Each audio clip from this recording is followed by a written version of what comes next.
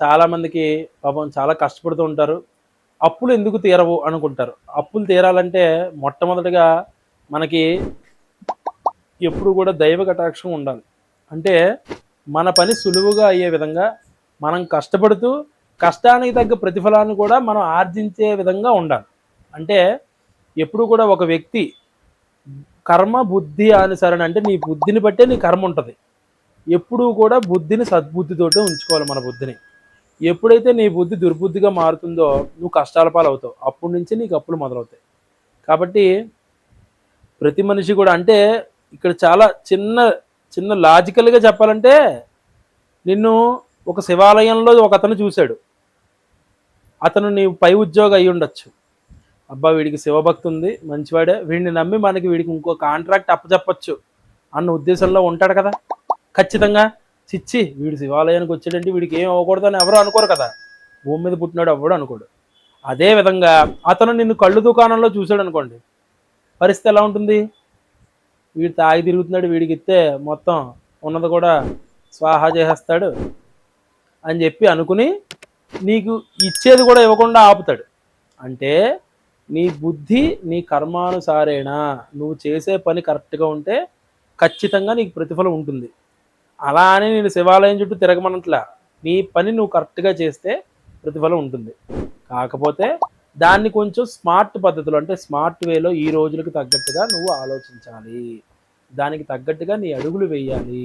దానినే నువ్వు active income, passive income అనే అనేక పదాలు వచ్చాయి కదా ఇప్పుడు. వాటిలన్నిటి యొక్క అర్థాలు తెలుసుకుని ఆ విధంగా నువ్వు ముందుకెళ్ళాలి జీవితంలో. అంతేగాని ఒకదాని మీదే ఎప్పుడు ఆధారపడుకుంటూ కూర్చోకూడదనేది చాణక్య నీతి. చాణక్యుడు చెప్పిన అర్థశాస్త్ర నీతి అది. అర్థశాస్త్రాన్ని రచించిన చాణక్యుడు మన భారతీయుడు అయి ఉండడం మన అదృష్టం. ఆ అర్థశాస్త్రాన్ని ఎవరు చదవరు అసలు. ఎకనామిక్స్ అంటేనే ఏమిటో తెలియదు. అది కనుక చదివితే కరెక్ట్గా అసలు నీ జీవితాన్ని నువ్వు కరెక్ట్గా ఏ విధంగా చేయాలన్నది నీకు తెలుస్తుంది. కాబట్టి కష్టపడాలి, అలాగే కష్టపడడానికి ప్రతిఫలం ఆర్జించాలి. ఇది ఈ విధంగా మనం చేసుకుంటూ ఇంట్లో ఏ విధమైనటువంటి పూజ చేయాలంటే లక్ష్మీ కుబేర యంత్రము అనేది ఒకటి ఉంటుంది. 9 డాట్స్ అంటారు కదండి. అంటే 9 చుక్కలతోటి పద్మం ముగ్గు వేసి ఆ ముగ్గు మీద ఆవు నెయ్యి వేసి దీపారాధన వెలిగించి ఆ దీపారాధన చుట్టూ కూడా పువ్వులతోటి అలంకరణ చేసుకుని ఆ రోజునాడు ప్రతి శుక్రవారము ప్రదోష కాలంలో ఇలా ఒక దీపారాధన దేవుడికి ఎదురుకుండా ఏర్పాటు చేసి మళ్ళీ దీపారాధనలో 30 ఒత్తులు వేయాలండి, 3000 ఒత్తులు వేయాలండి అనుమానం వద్దు. నేను ఆల్రెడీ పాత వీడియోలో చెప్పున్నాను. సాధ్యం త్రివర్తి సంయుక్తం అంటే 3 ఒత్తులు కలిపి ఒక దీపం వెలిగించాలి. వహ్నినా యోజితం ప్రియం గృహాణ మంగళం దీపం, నీ గృహంలో మంగళం అవడం కోసం. త్రైలోక్య తిమిరావహ, భూలోకాల యొక్క శక్తి నీకు మంచి జరగడం కోసం.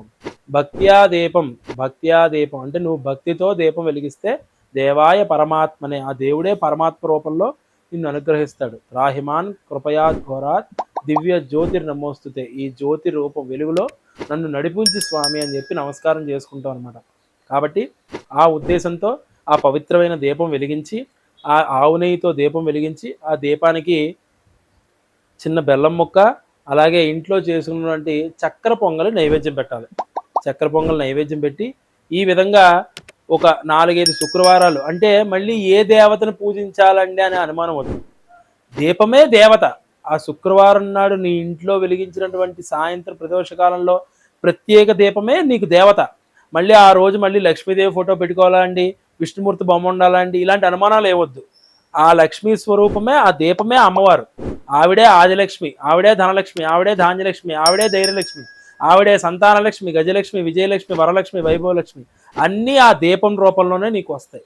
ఆ దీపానికే నువ్వు దండం పెట్టుకుని మనస్ఫూర్తిగా ఆ దీపం ఆ జ్యోతి వెలుగు నీలో కలిగి నీకు కొత్త ఆలోచనలు వచ్చి నీ జీవితం బాగుపడే విధంగా అనుగ్రహించమని చెప్పి ఆ దీపానికి దండం పెట్టుకుని ఈ విధంగా నువ్వు ఒక 4-5 శుక్రవారాలు చేస్తే నీకు మంచి ప్రతిఫలాలు కలిగి అప్పుల బాధలు తీరుతాయి. అదేవిధంగా ప్రతి శనివారం నాడు అంటే గోధుమ పిండితో చేసినటువంటి పదార్థాలు అంటే ఈ పూరీ కానీ చపాతీ కానీ ఏదైనా ముక్కలుగా చేసి కాకులకి తీసుకెళ్ళి పెట్టడం ద్వారా కొంచెం ఉపశమనం పొందే అవకాశం ఉంది.